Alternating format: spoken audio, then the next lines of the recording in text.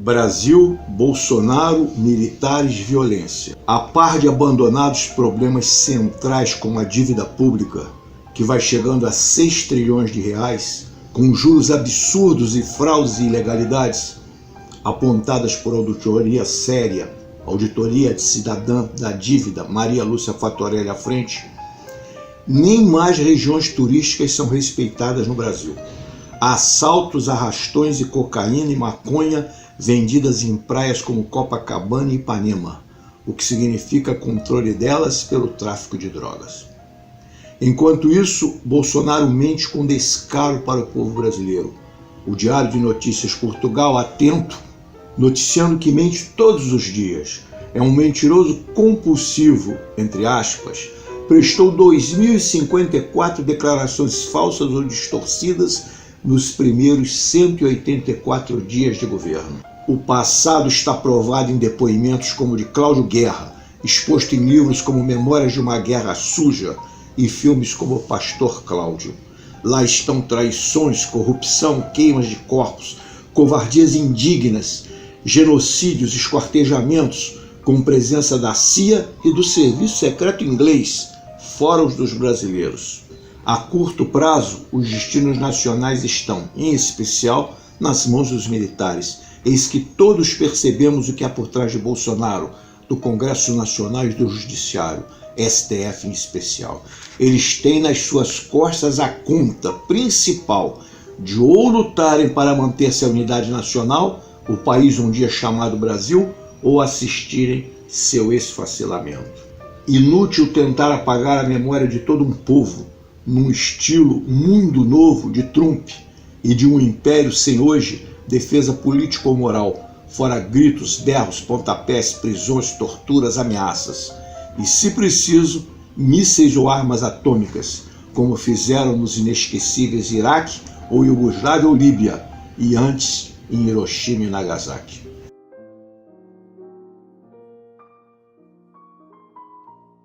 Meus amigos, mais uma vez aqui, estamos no nosso Fatos em Destaque, hoje novamente com a visita do Elton Silva e da Duda Toledo. O meu fato em destaque de hoje é sobre a Rosilaine Santiago, que é uma agente comunitária, agente de saúde, moradora da comunidade aqui do Rio de Janeiro, Manguinhos, e ela perdeu a guarda do filho justamente com esse argumento, pela região do Rio de Janeiro onde ela mora. E além de tudo, a cidade de Joinville tem um índice de desenvolvimento muito melhor do que a do Rio de Janeiro. Como ele mesmo citou, a cidade do Rio de Janeiro e as comunidades do Rio de Janeiro, principalmente Manguinhos, é uma fábrica de morte. Então o menino já estava praticamente condenado. Isso é muito preocupante, né? Porque o pai já tem processo de agressão, então não importa se o homem ele já tem um histórico, né, de agressividade. Basta ser homem, ter uma situação de vida, né, material melhor, que por si só já tem a guarda de um filho. Bom, meu fato em destaque de hoje é a divulgação de um programa do governo federal chamado Futurice, que é um programa que foi lançado agora no último dia 17 de julho, que na prática significa a privatização das universidades públicas federais brasileiras e dos institutos federais. Nos chama a atenção esse programa, que os estudantes estão chamando de Faturice, que é um programa que vai de fato entregar as universidades à iniciativa privada e vai comprometer a produção de ciência e tecnologia das universidades, que de fato hoje já existe uma vinculação com o mercado privado, e essa relação com o mercado privado vai se acentuar ainda mais com a aplicação desse programa. E com isso a gente vai ter também uma precarização da estrutura da universidade brasileira, a estrutura para pesquisa, né? Se hoje a gente já faz um debate hoje na educação da função social da pesquisa que é produzida dentro das universidades públicas, hoje a gente vai ter um outro debate de para quem vai ser essa ciência que está sendo produzida dentro das universidades. O meu fato em destaque, que eu escolhi essa semana, é o descaso com a Baía de Guanabara.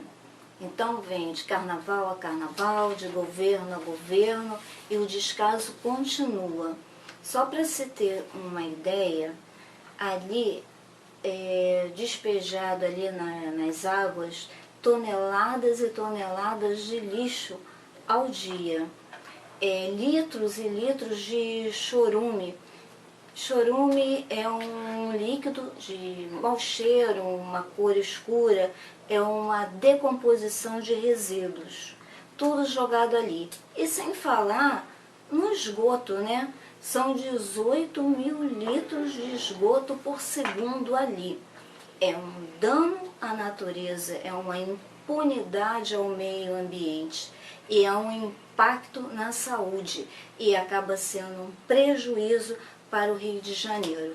Não tratar bem o seu meio ambiente. E esse capitão Bolsonaro parece que endoidou direto.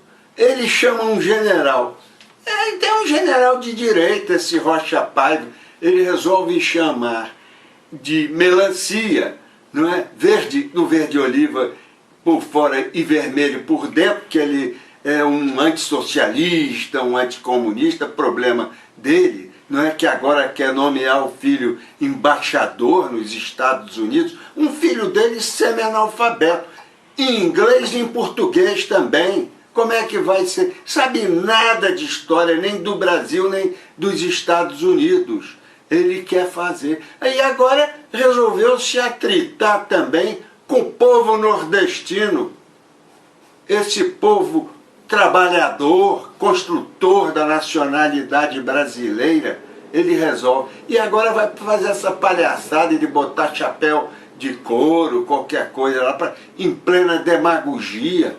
Esse homem está fazendo o Brasil virar um teatro internacional de comédia.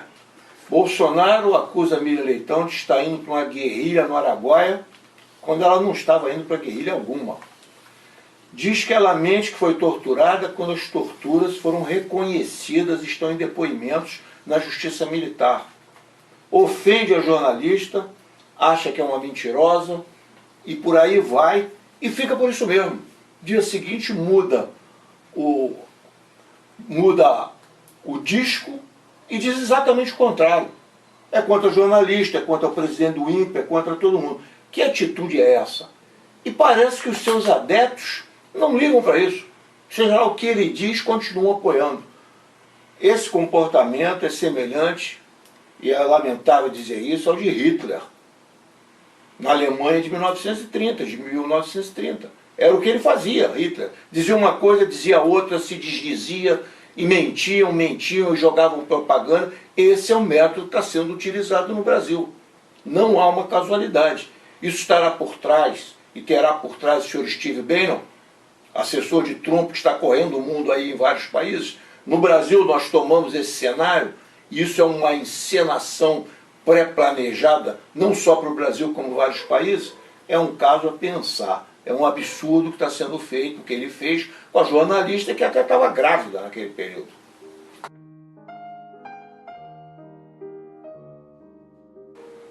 Com o golpe militar de 64, que derrubou o Jango e jogou o Brasil numa longa noite, que durou 20 anos, os trabalhadores enfrentaram os horrores da clandestinidade, foram perseguidos e presos. Nesse sentido, cabe lembrar a heróica luta dos trabalhadores dentro de sindicatos, perseguidos, sendo presos, torturados, que fizeram uma ampla mobilização nacional em defesa da volta da democracia para poder fazer com que a população brasileira como um todo pudesse novamente ser dona do seu destino. Nesse sentido, enfrentando generais, torturas, prisões e mortes, os trabalhadores apresentaram um caminho da redemocratização do país e construíram novamente as liberdades democráticas. Os anos 80 trazem justamente esse ar, esse oxigênio das liberdades democráticas novamente ao povo brasileiro e à população como um todo. E justamente a partir dessa redemocratização, uma nova página começa a ser escrita. Nós temos a luta pela anistia, temos a redemocratização com as primeiras eleições diretas para presidente, nós começamos a oxigenar os espaços institucionais.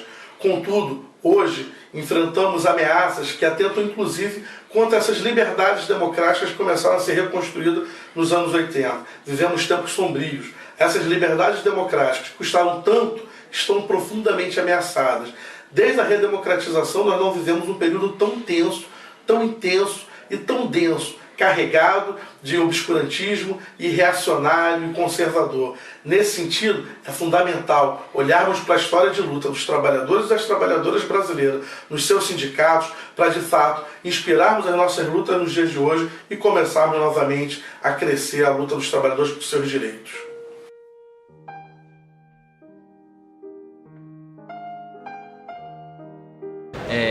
No ano passado a gente veio uma nova diretoria, a gente trocou aí a grande massa do sindicato, a gente veio com um pessoal todo novo, né? Porque a base pedia isso, né? Pedia uma renovação, com pessoas pegando a experiência dos antigos e trazendo novas ideias, né? Então, o que acontece? A gente vem sentindo já há muito tempo o esvaziamento do setor aeroviário no Rio, né? Muitas demissões e tal, porque principalmente no aeroporto do Galeão, né? A evasão de voos da cidade do Rio de Janeiro, principalmente no aeroporto do Galeão, ela vem sendo muito acentuada, né? Alguns atribuem a questão da violência, a questão da mobilidade, mas mesmo antes com a violência e com a mobilidade, a gente não tinha essa defasagem, principalmente entre a quantidade de voos entre o Galeão e o Santos Dumont, que a gente pode notar que no Santos Dumont os voos continuam ainda. E várias empresas estavam tentando terceirizar a mão de obra. A gente passou por um momento agora de terceirização do pessoal de apoio, né, de rampa, pessoal de embarque de bagagem, pessoal que tratora as aeronaves, né, que cuida da segurança no pátio ali. A gente terceirizou uma boa parte agora. Isso foi uma grande perda aí. E a gente também tem muitas intenções de terceirização, né? A gente vê por parte das empresas intenções na terceirização do check-in, né? Quer dizer, o pessoal que atende o público ali. E isso implica na qualidade de vida do trabalhador, né? Você diminui muito a questão salarial, né? A remuneração ela cai muito quando vai para o terceirizado, e a questão também de benefícios, plano de saúde e todos os outros benefícios que a gente tem a mais como aeroviário, funcionário de empresa aérea, né? A gente tem outros benefícios comparados aos mesmos funcionários os mesmos tipos de trabalhadores que compõem a mesma função numa outra empresa, só que na parte terceirizada. A gente tem uma administração privada, né? Então a gente cai para o campo do liberalismo, do moderno, de tudo que é novo, e a gente tem um aeroporto travado, com poucos voos, né? E a gente vem para o aeroporto estatal da cidade, e no aeroporto estatal o aeroporto está totalmente modernizado, está com um fluxo de voos muito bons. A gente não ouve falar de demissões por falta de oportunidades e tudo. Então eu acho que há alguma coisa a ser estudada aí, porque eu não acredito que seja uma simples inversão de valores, não.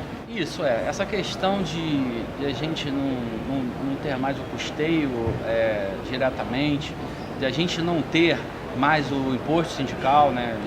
Aí agora veio a questão do custeio ser por boleto. Então o que acontece? A gente tem uma força-tarefa meio que virtual enorme em cima do trabalhador, e ela não vem de hoje não, ela vem de décadas, séculos, que é o quê? Não fortaleça seu sindicato, o sindicato não serve, o sindicato só tem vagabundo, Gente, se o seu sindicato só tem vagabundo, então é a hora de você se sindicalizar e você montar uma chapa honesta e de oposição. Esse é o momento, entendeu? Reforme o seu sindicato, não acabe com ele, porque o patrão patronato tem os sindicatos dele. O seu sindicato sempre conversará com o sindicato do patrão.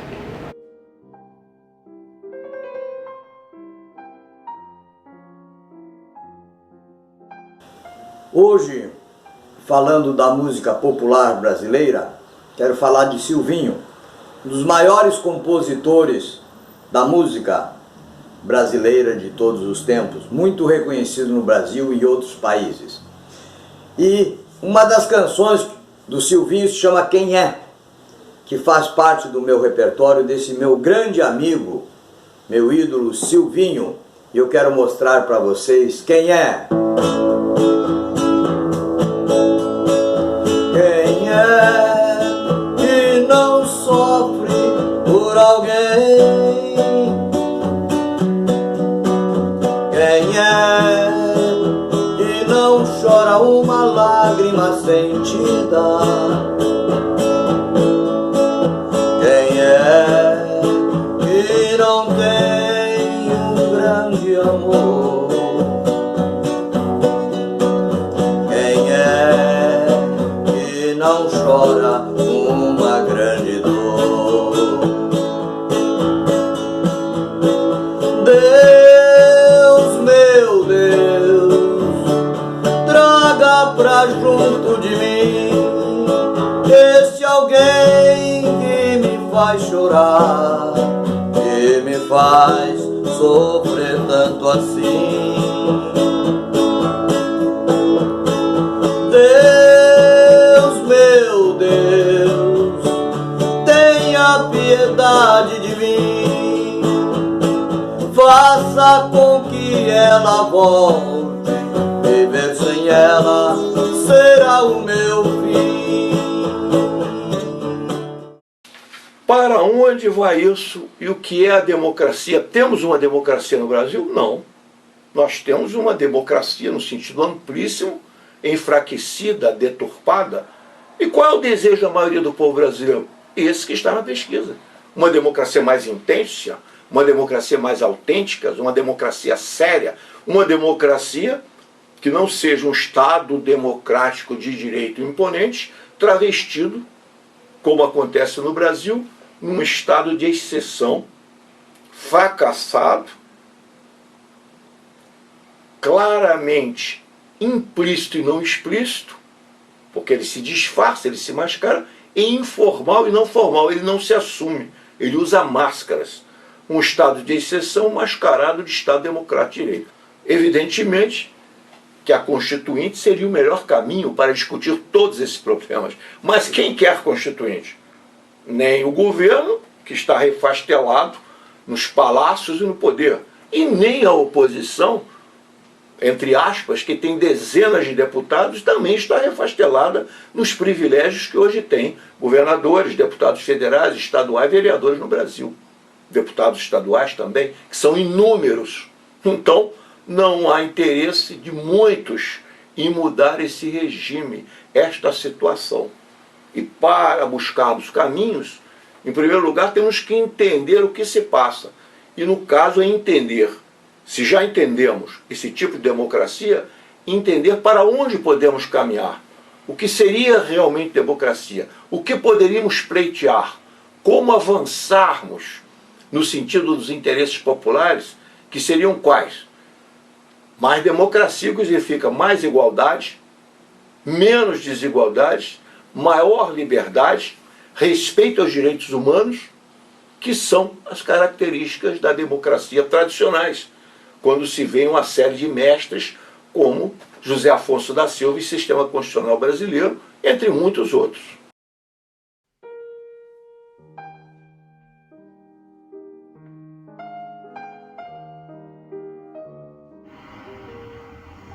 Foi morreu o Veras. Veras foi executado por mim. Nestor. As fotografias estão assim, esse daqui foi, eu não estou lembrando o nome, mas foi incinerado em Campos. Sim. Por mim. Foi morto na Casa da Morte. Em Petrópolis. E o corpo dele eu já o recebi, ele morto já. E foi incinerado em Campos. Esse aqui também foi Campos.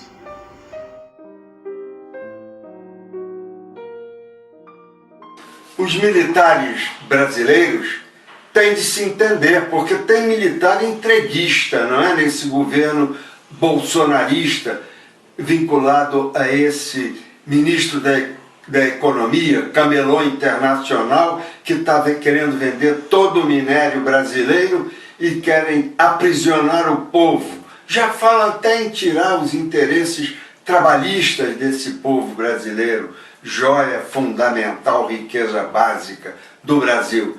Eu acho que existem militares de algumas tendências ideológicas, mas que centram na defesa dos interesses nacionais.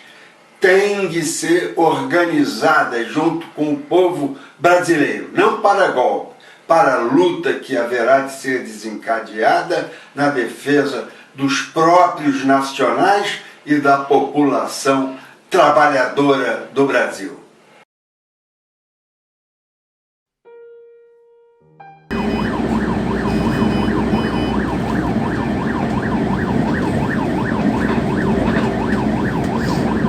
A vida do crime é uma só, filho. A morte.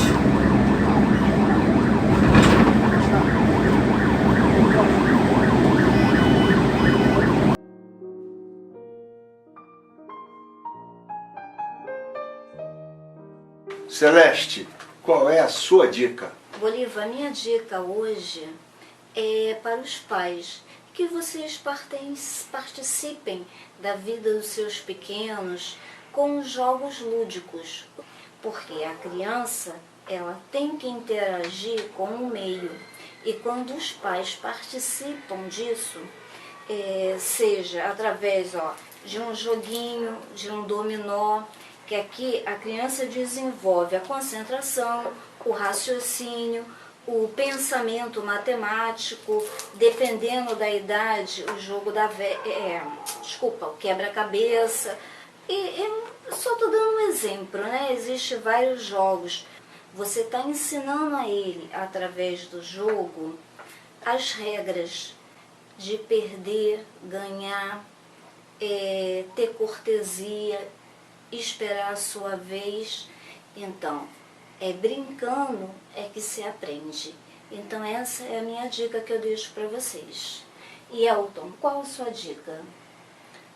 Bom, Celeste, minha dica de hoje é uma dica que está fora desse eixo aqui do centro do Rio de Janeiro, centro-zona sul, fica no subúrbio, tá, em Madureira, que é o baile charme do Viaduto Negrão de Lima, do Viaduto de Madureira, que é um baile charme que tem se consolidado aí na noite carioca como ponto de reunião de jovens que querem curtir um baile charme, um hip hop, um baile black. E é um espaço que tem sido um espaço de concentração de jovens e um espaço alternativo fora desse eixo centro-zona sul. O baile ele acontece todos os sábados a partir das 10 da noite e custa R$10 a entrada. Fica a dica aí para vocês, não só para os jovens, mas para as pessoas de um pouquinho mais de idade como eu, para irem lá e conhecerem aquele espaço, que é um espaço muito bacana de troca e aprendizado.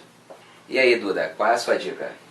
Oi, então minha dica das dicas é sobre um seminário, né, permanente de saúde no sistema penitenciário. E eu acho muito importante a gente falar sobre esse tema, né, porque é um tema que a gente julga muito pesado e já resolvido, algo que a gente só vai jogando para debaixo do tapete.